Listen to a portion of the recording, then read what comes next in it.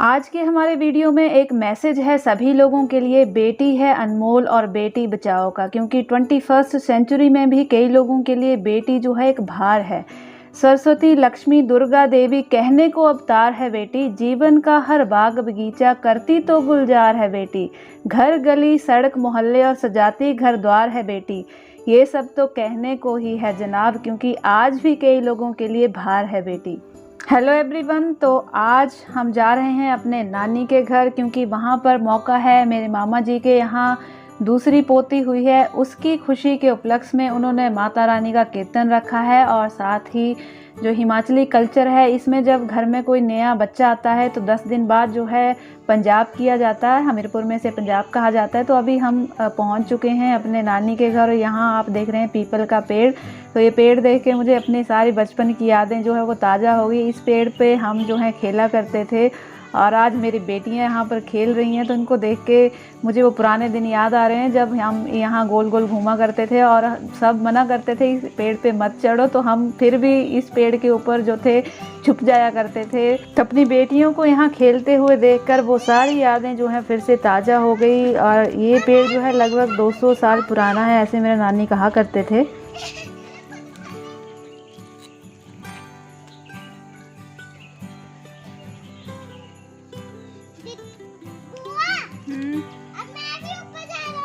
जाओ। तो यहाँ से अभी हम चलेंगे जहाँ पे पंजाब हो रहा है। पंजाब बेसिकली क्या है कि बच्चे का जो है वेलकम करने का एक तरीका है।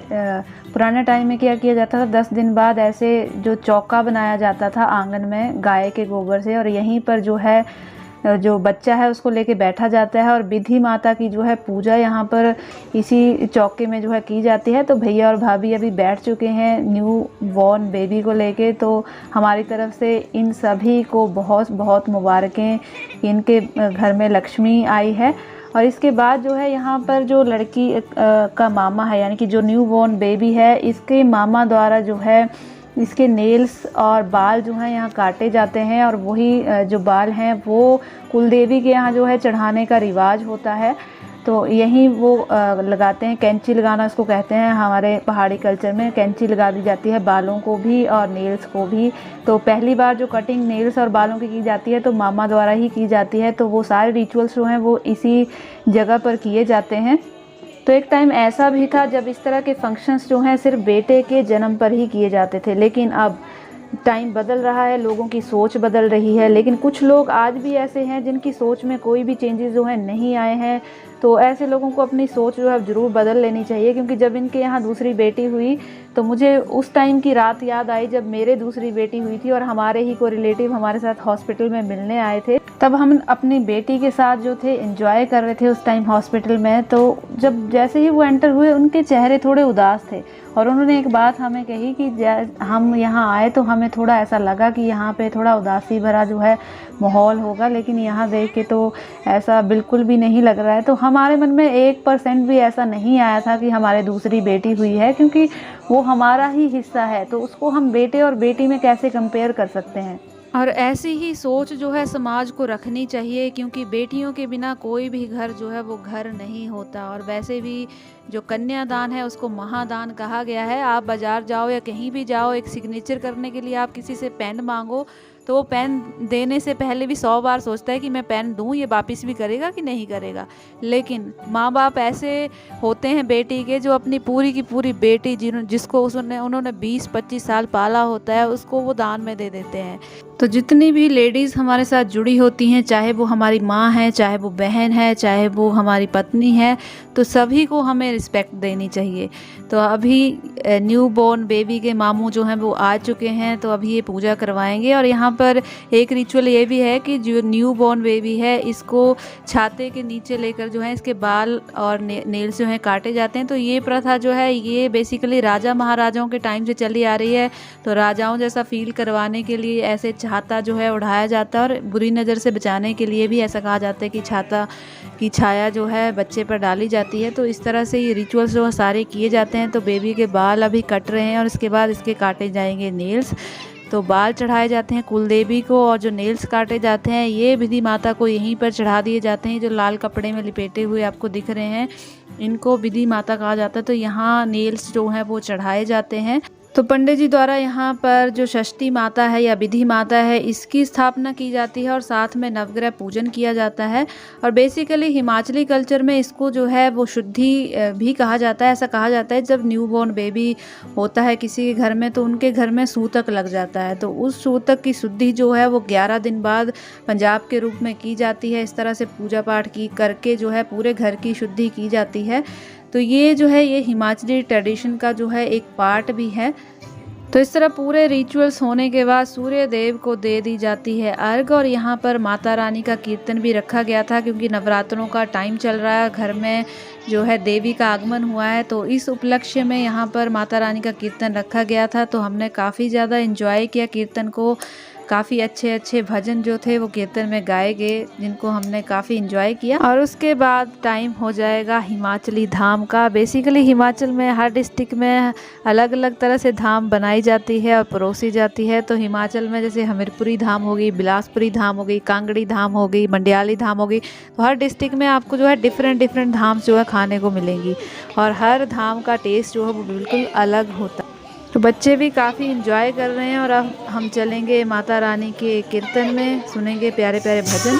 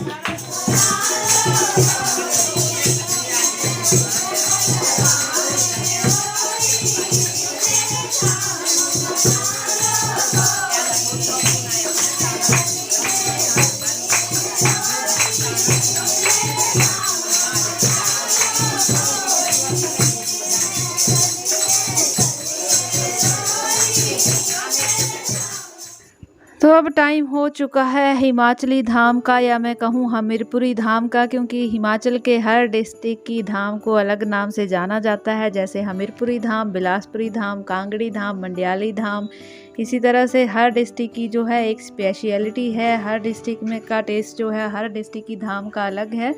तो आज हम इंजॉय कर रहे हैं हमीरपुरी धाम को। और अगर आप हिमाचल के ही हैं तो हमें कमेंट बॉक्स में ज़रूर बताइएगा कि आप कौन से डिस्ट्रिक्ट से हैं और कौन सी धाम जो है आपको सबसे अच्छी लगती है हिमाचल की, ताकि हम भी जान सकें कि इस वीडियो को जो है कहाँ कहाँ से लोग देख रहे हैं और किस किस को जो है कौन कौन से डिस्ट्रिक्ट की धाम जो है वो बहुत ज़्यादा पसंद है। तो इस तरह से हमने पूरा आज इंजॉय किया यहाँ फंक्शन में। तो ये था हमारा पिंड नानके का आज का सफ़र, जिसमें हमने एक और हिमाचली कल्चर के बारे में जाना। अगर वीडियो आपको अच्छी लगी तो लाइक और शेयर ज़रूर करें और साथ में चैनल को सब्सक्राइब करना ना भूलें, ताकि इसी तरह के वीडियोस जो है वो आपको लगातार मिलते रहें। तो अभी हम जा रहे हैं वापस हमीरपुर टू ऊना। तो मिलेंगे नेक्स्ट वीडियो में, तब तक व्यस्त रहिए, मस्त रहिए, खुश रहिए अपनों के साथ। धन्यवाद।